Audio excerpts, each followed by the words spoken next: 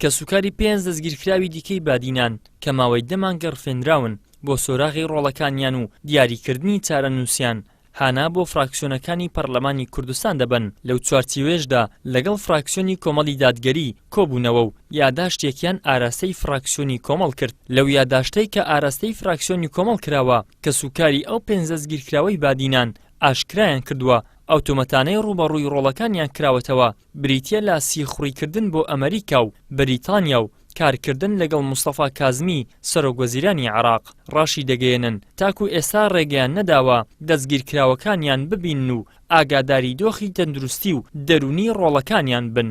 کەسکارەکانمان دەدرێنە دادگای تاوانی دوی هەولێر و ئێستا فایلەکەیان ڕەوانەی دادگای تاوانی دوی هەولێر کراوە بە تومەتی خیانەتی ئەمنی قەومی کە ئەم تومەتانە هەموویان ڕەت دەکەینەوە. ئێمە سەردانی پەرلەمانی کوردستانمان کرد بۆ ئەوەی وجودیان هەبێ لە ڕۆژی دادگاییکردندا لەگەڵ ئێمە لە دادگای تاوانی دوی هەولێر و کەیسەکە بە چاوی خۆیان ببینن کە ئەو کەیسەش بەلا ڕێدا نەبرێ وەکو کەیسی گیراوانی تری بادینان کە سزا دراون هەموویان چالاکوان و ڕۆژنامەوانی دیاری دەڤەری بادینانن. ئیشەڵا ئەو کەیسەش وەکو کەیسی چالاکوانانی تر ناکرێتە کەیسێکی سیاسی بۆ کیبکردنی دەنگی ئازاد لە هەرێمی کوردستان.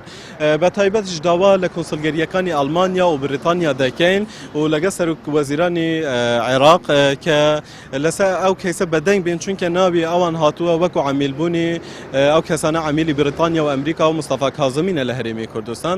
دەبێت وەڵامێکی مقنعیان هەبێ بۆ خەڵکی هەرێمی کوردستان. فراکسیۆنی کۆمەڵی دادگەری لە پەرلەمانی کوردستان دوای وەرگرتنی یاداشتی کە سوکاری 5 دەستگیرکراوەکەی بادینان ڕای دەگەیەنن ئەوان پشتیوانی تەواوەتی دەکەن لە گێڕانەوەی ماف بۆ دەستگیرکراوانی بادینان و دژی ئەم ستەم و پێشەلکاریانە دەوەستنەوە کە دەرحەق بە دەستگیرکراوان ئەنجام دەدرێت.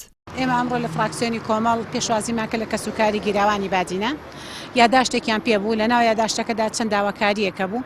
یەکێک لەوانە کە ڕۆژی دادگاییکردنەکەی کە سوکاری گیراوانی بادینان 5 حەوت لەگەڵ 12 حەوتە داوایان کرد کە فراکسیۆنە جیاوازەکان ڕێکخراوە مەدەنیەکان ڕێکخراوەکانی مافی مرۆڤ لە ڕۆژی دادگاییکردنەکە ئامادە بن. ئێمە پشتیوانی خۆمان دەربڕی و ئامادەی خۆمان دەربڕی لە هەردوو ڕۆژی دادگاییکردنەکە ئامادە بین هەم وەکو فراکسیۆن هەمیش وەکو لیژنەی مافی مرۆڤ. ئێمە هەر لە بیداتی سەرهەڵدانی قزیەکەوە لەسەر خەت بووین وەک فراکسیۆنی کۆمەڵی دادگەری.